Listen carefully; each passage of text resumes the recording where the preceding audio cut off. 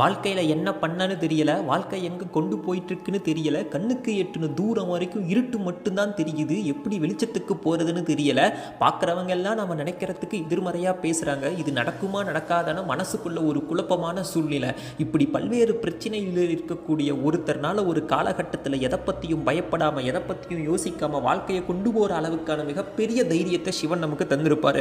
சிவன் நமக்கு வாழ்க்கையில் எத்தனையோ விஷயம் கொடுத்துருப்பாரு. ஆனால் அதுக்கு எல்லாமே முதன்மையான ஒரு விஷயம் என்ன அப்படின்னா, அவர் கற்றுக் கொடுத்த தைரியம். ஒரு சிவபக்தரா என்னைக்கு நம்ம சிவபெருமானை வணங்க ஆரம்பிச்சோமோ, எப்ப சிவபெருமான் நம்ம மனசுல வந்து முழுசா குடிகொண்டாரோ, அந்த நொடியிலிருந்து நம்ம மனசுக்குள்ள ஏற்பட்ட மாற்றத்தில் மிகப்பெரிய ஒரு மாற்றம் என்னன்னா நமக்கு வந்த தைரியம். 1000 பேர் நடக்காதுன்னு சொன்னாலும் நான் இருக்கேன் உனக்கு, நான் நடத்தி காட்டுற உனக்குன்னு ஒவ்வொரு நொடியும் நம்ம கூட இருந்து நம்ம வாழ்க்கைக்கு தேவையான அனைத்து தைரியத்தையும் கொடுத்து நம்மளை வாழ வைக்கிறவர் சிவபெருமான். எப்பேற்பட்ட விஷயத்துக்கு பயந்திருந்தாலும் சிவன் ஆட்கொண்ட அப்புறம் ஒரு துளி பயம் இல்லாத வாழ்க்கையை சிவன் நிச்சயமா தருவாரு. சிவாய நமக.